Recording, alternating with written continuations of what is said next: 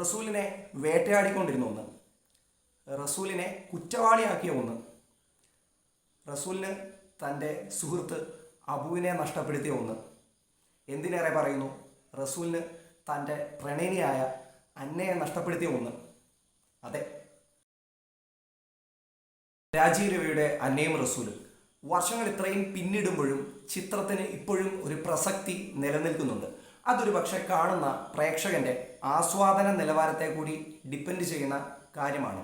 ഇവിടെ നമുക്കൊരിക്കലും ഒരു നടനെ കാണാൻ പറ്റത്തില്ല, ഒരു താരത്തിനെ കാണാൻ പറ്റത്തില്ല. കാണാൻ പറ്റുന്നത് റസൂലിനെ മാത്രമാണ്. റസൂലിനെ ചുറ്റിപ്പറ്റി നടക്കുന്ന കഥയും സംഭവ വികാസങ്ങളുമാണ് അന്നയും റസൂലും എന്ന ചിത്രത്തിലൂടെ നമ്മൾ പ്രേക്ഷകർ കാണുന്നത്. പക്ഷേ ആ കാഴ്ചയ്ക്കപ്പുറത്തേക്ക് ഒരുപാട് കാര്യങ്ങൾ ഹിഡനായിട്ട് അല്ലെങ്കിൽ വളരെ മിസ്റ്ററി ആയിട്ട് കിടപ്പുണ്ട്. കൊച്ചിയിലെവിടെയോ രാജീവ് രവി ക്യാമറ വെച്ചിട്ട് മാറി നിൽക്കുന്ന ഒരു കാഴ്ചയാണ് ഉടനീളം നമുക്ക് ഈ സിനിമയിൽ കാണാൻ കഴിയുന്നത്. അവിടെ അന്നയും റസൂലും തമ്മിലുള്ള പ്രണയത്തിനപ്പുറം ഒളിഞ്ഞു കിടക്കുന്ന എന്തോ ഒന്നുണ്ട്.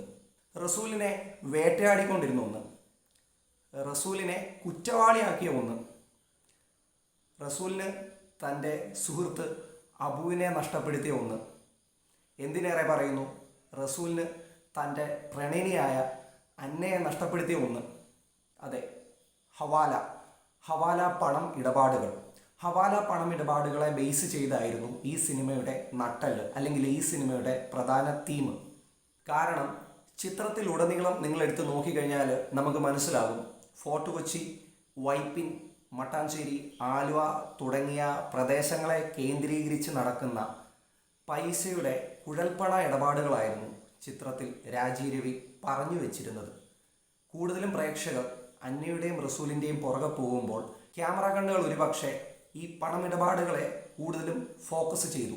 കൊച്ചിയിലെ വിവിധ സ്ഥലങ്ങളിൽ രാജീവ് രവി ക്യാമറ വെച്ച് മാറി നിന്നതും ഈ പണമിടപാടുകൾ നമ്മൾ പ്രേക്ഷകരിലേക്ക് എത്തിക്കാനായിരുന്നു. പ്രേക്ഷകർ എത്രത്തോളം അത് മനസ്സിലാക്കി എന്നുള്ളത് ഇപ്പോഴും ഒരു ചോദ്യം തന്നെയായി അവശേഷിക്കുന്നു.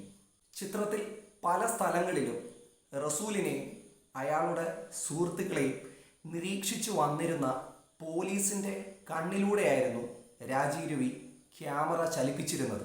ഒരർത്ഥത്തിൽ പറഞ്ഞാൽ ഈ ചിത്രത്തിലെ പ്രണയത്തേക്കാൾ കൂടുതൽ തീവ്രത അയാൾ പോലും അറിയാതെ അയാളെ കേന്ദ്രീകരിച്ചു അയാളെ ചുറ്റിപ്പറ്റി നടന്നിരുന്ന പണമിടപാടുകളായിരുന്നു. Yes, it's all about hawala, illegal money. Just rethink.